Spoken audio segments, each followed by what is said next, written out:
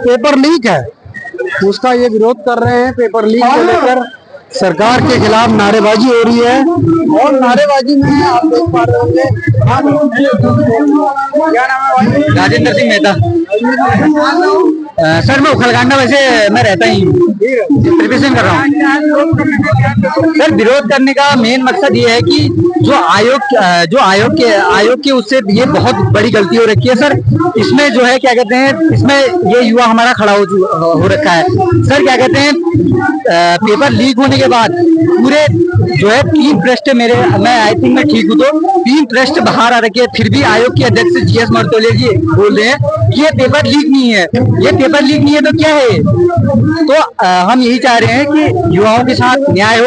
ये 2023 में भी इन लोगों ने, आयोग ने ऐसा ही करा था। तो हम ये चाह रहे हैं कि एग्जाम हो, इस एग्जाम को दोबारा कंडक्ट किया जाए और तथा इसकी जांच जो है सीबीआई के अंदर कर दी जाए। अगर ये बोल रहे कि हमने एसआईटी गठित कर दी है, एसआईटी में तो गवर्नमेंट के ही नुमाइंदे हैं और गवर्नमेंट के नुमाइंदे हैं तो ये तो अपने हिसाब से करेंगे ना, उसमें तो इसका कोई औचित्य नहीं है। ठीक है, औचित्य दोबारा हाँ एग्जाम होना चाहिए और इसकी जो जांच के लिए जो ये एसआईटी को खत्म करके ये जो है इसको सीबीआई को देनी चाहिए। सीबीआई सेंट्रल गवर्नमेंट है, वो जो है दिल्ली पुलिस एक्ट के तहत काम करती है ताकि वो एक अच्छी तरह गहन जांच करके उसके रिजल्ट दे। ये इसलिए भी नहीं कर रहे हैं, मेरे को तो ये लगता है क्योंकि अगर ये जांच कराते हैं तो ये सब नेता जो है इनकी असलियत बाहर आ जाएगी। क्योंकि इन्होंने कहीं ना कहीं क्या कहते हैं, इन्होंने इनके पिछले जो इन्होंने इससे पहले भी अगर एग्जाम देखो तो क्या कहते हैं इन्होंने उसमें धांधली कहीं ना कहीं की होगी।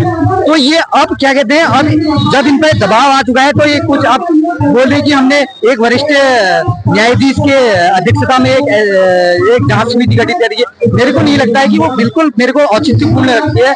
मेरे को उसमें मतलब कहीं से कहीं तक वो नहीं दिखता है। और दूसरी बात रही आरक्षण का मुद्दा, अपने वोट बैंक के चक्कर से रेहड़ी पटरी की तरफ आरक्षण दे रहे हैं।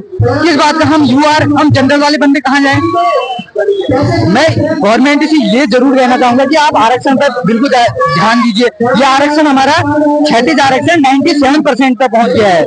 आप कितना आरक्षण बांटोगे? आप अपनी वोट बैंक के उससे क्या कहते हैं, हमको तो इससे बहुत घाटा हो रहा है ना। हम ज्यादा नंबर लाके भी हम तो पीछे हो जा रहे हैं। तो हम जो भी है क्या कहते हैं, अभी राज्य आंदोलनकारी वाला, जैसे मैं आरक्षण की बात करूँ एग्जाम्पल, ठीक है, उसमें इन्होंने क्या कहते हैं 10% क्षैतिज आरक्षण दे रखा है। उसका कोई औचित्य नहीं है क्योंकि वो 10% आरक्षण है। बच्चे कितने हैं? बच्चे उसमें बहुत ही कम है, ना मात्र बच्चे होंगे भी तो 2000 लगभग बच्चे होंगे। वो 2000 बच्चे में लास्ट में सीटें खाली जाएंगी। तो हमारा सरकार से ये मुद्दा भी है कि आप ये आरक्षण में ये जो अपने वोट बैंक के चक्कर से आरक्षण बांट रहे हैं, इसमें भी जरा गौर कीजिए। धन्यवाद। इतना ही हुआ है। हाँ, क्या समझते हैं बड़ा जो है हाकम हो रहा है? ये हाकम सिंह तो खाली इनका चेहरा है, पीछे से असली तो ये पीछे है, उसके पीछे से उसके मतलब क्या कहते हैं, इसमें जो भी पूरी सदस्य आयोग के सदस्य कहीं ना कहीं उससे मिले होंगे। वो तभी तो जाके कह पा रहा है कि हमने 15 लाख दे रखे, 15 लाख दो क्या कहते हैं पटवारी मिलेगा, 10 लाख दो कनिष्ठ सहायक मिलेगा। तभी तो कह रहा है। जब आयोग के सदस्य उनके साथ कोई ना कोई मिला होगा, ये भी तो बहुत बड़ी मतलब जांच होनी चाहिए। इसमें आयोग के सदस्यों में बिल्कुल जांच होनी चाहिए। नई नियमावली बना के क्या कहते हैं आयोग के सदस्यों का बिल्कुल जांच होनी चाहिए और वो जांच सीबीआई है, ये दिल्ली पुलिस एक्ट के तहत सीबीआई को जांच करनी चाहिए। मेरा इतना दरख्वास्त है सरकार से। और सरकार से ये आरक्षण का मुद्दा तो बहुत ही, आप ये पेपर लीक के उससे मतलब ये आरक्षण का मुद्दा दबता हुआ नजर आ रहा है। ये आरक्षण पर भी बिल्कुल बात होनी चाहिए। आप मतलब जनरल वालों को तो खत्म कर दे रहे हो, मतलब हमारे के लिए कुछ नहीं बचा है। पहले सीटें ही छोटी मात्रा में आती है, ठीक है, सीटें ही बहुत कम आती है। उसमें भी आप उसमें क्या कहते हैं जाने कौन से आरक्षण बांट दे रहे हो। अभी ये क्या कहते हैं, मैं सुन रहा था ये खेल में भी और स्टेट लेवल में उसमें भी आप आरक्षण बांट रहे हो। ये कोई औचित्य नहीं है इस बात का। आप जरा इस आरक्षण पर भी ध्यान दीजिए। इस वोट बैंक के चक्कर से आरक्षण मतलब बहुत बड़ी समस्या बन चुकी है। और यहाँ पर आप देख पा रहे होंगे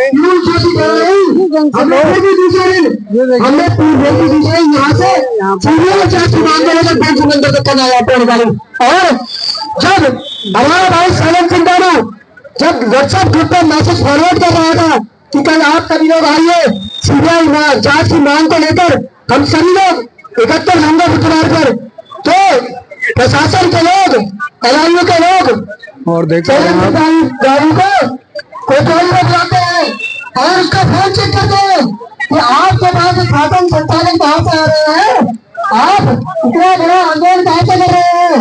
तो इस प्रकार से डराया गया, धमकाया गया, लेकिन हम लोग डरे नहीं, हम लोग किसी से डरे नहीं।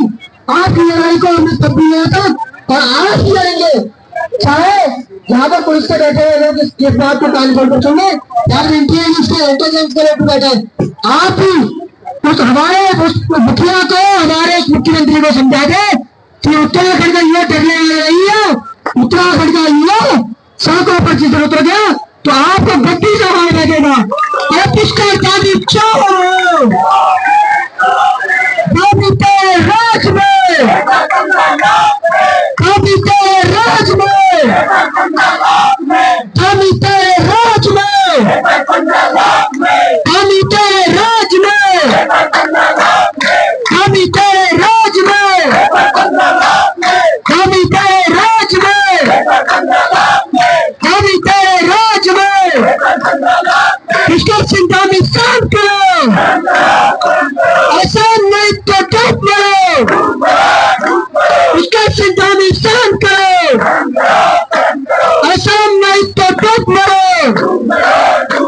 पुष्कर सिंह धामी मुर्दाबाद, पेपर छोड़, पेपर छोड़, पेपर छोड़, पेपर छोड़, पेपर छोड़, पेपर छोड़, पेपर छोड़, पेपर छोड़। कभी तेरे राज में, कभी तेरे राज में, कभी तेरे राज में।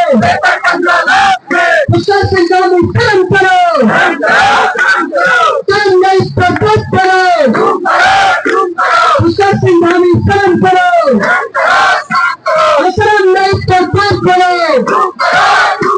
पुष्कर सिंह धामी हाय हाय, पुष्कर सिंह धामी हाय हाय, पुष्कर सिंह धामी मुर्दाबाद, पुष्कर सिंह देख पा रहे हैं छात्रों में बहुत ही आक्रोश है और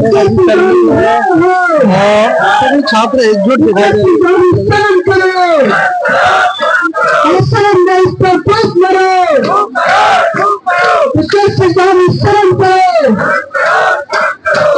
तेरे राज में, कभी तेरे राज में, कभी तेरे राज में। उत्तराखंड में सीबीआई